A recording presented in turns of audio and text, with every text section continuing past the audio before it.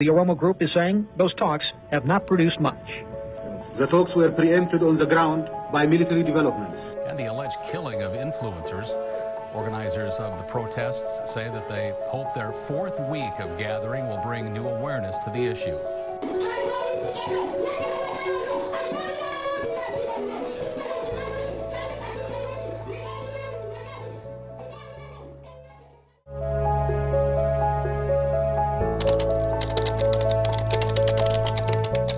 Kami lammummaa Oromoo bara jabanaa maali?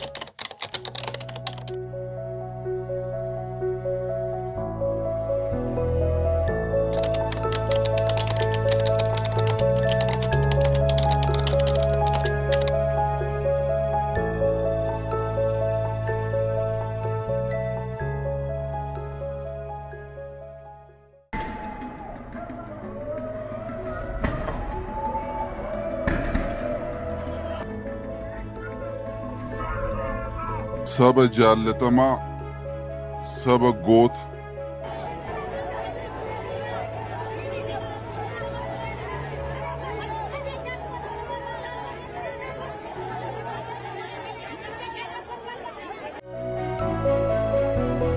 Oromoonni baay'een waa'ee siyaasaa haasa'u. Hedduun hooggantoota komatu. Hedduun jijjiirama barbaadu. Garuu namoota muraasatu gaaffii kana gaafata. Dirqamni lammummaa koo maali? Har'a waa'ee paartilee hin haasa'u. Namoota dhuunfaallee hin miinu. Waa'ee dirqamaa mari'anna. Baga nagaan gara miidiyaa himii dhuftan. Dirreen kun dirree kunuunsa aadaaf barnoota lammummaa fi maree odeeffannoof onnatee sammuu ilmaan Oromoo addunyaarra jiran walitti hidhuuf hojjetudha. Mata dureen har'aa dirqama lammummaa Oromoo jabana kanaati.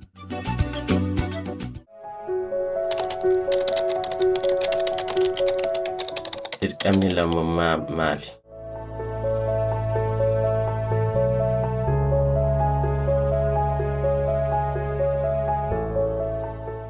Dirqama lammummaa jechuun akka itti bulchiinsi hojjetu hubachuu, adeemsota sochiilee hawaasaa bu'uura seeraa qaban irratti hirmaachuu, odeeffannoo guutuu qabaachuu, gadi fageenyaan yaaduu fi sochiilee hawaasaa keessatti itti gaafatamummaan hirmaachuudha. Dirqamni lammummaa filannoo irratti hirmaachuu qofa miti. Mormii gaggeessuu qofas miti. Qeequu qofallee miti. Dammaqinsa gochaa yookaan tarkaanfii da'uu naamusaati. Hawaasni nagaaf sadoo qabu hoogganaa irratti qofa osoo hin taane lammiilee odeeffannoo gahaa qaban irratti hirkata.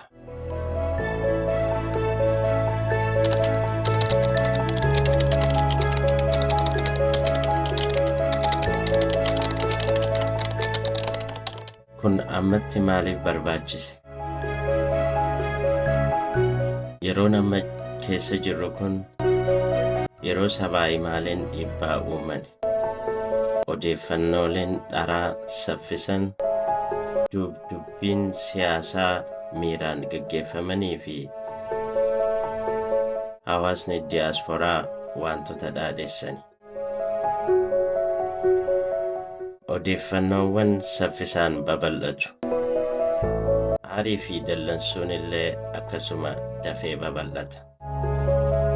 Yoo lammiileen dammaqanii barachuu baatan, nama dogonsuun ni baay'ata, qoqqooduunis ni dabala, miiraan murtii fudhachuunis ni baay'ata. Barnoonni lammummaa hawaasa gaaga'umsarraa tiksa. Itti gaafatamummaan yookaan dirqamni lammummaa callisuu miti. Itti gaafatamummaan yookaan dirqamni lammummaa hirmaannaa odeeffannoo guutuuti.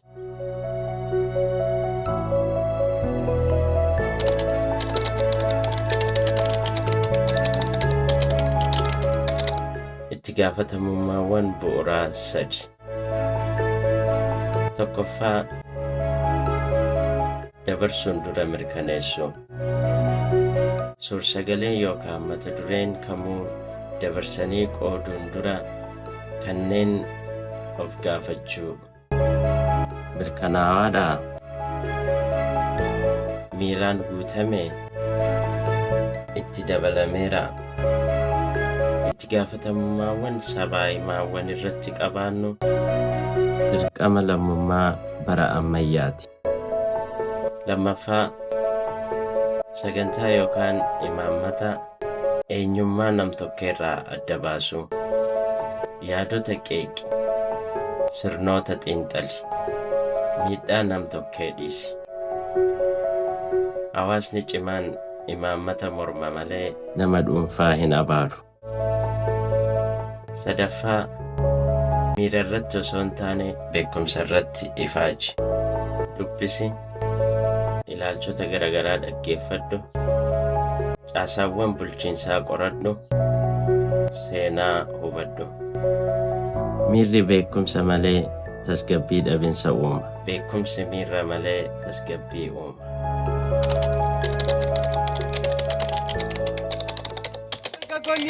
Shoora dargaggoo fi diyaasporaa. Dargaggoonnii fi hawaasni diyaasporaa dhiibbaa addaa qabaatu. Hawaasni diyaasporaa dhaggeeffannaa hawaasa sadarkaa idil-addunyaatti guddisu.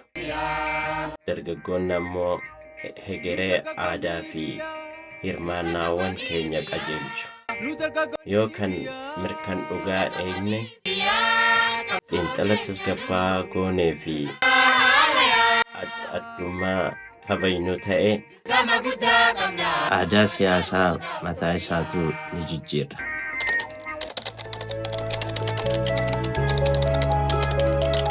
Guduunfaa. Dirqamni lammummaa nama hundaan waa hundarratti walii galuu miti. Ifatti yaaduu, itti gaafatamummaan socho'uu fi tasgabbii waaraa ijaaruudha. Gaaffiin hooggantoonni maal gochaa jiruu qofa osoo hin ta'in ani maaliin gochaa jiraadha.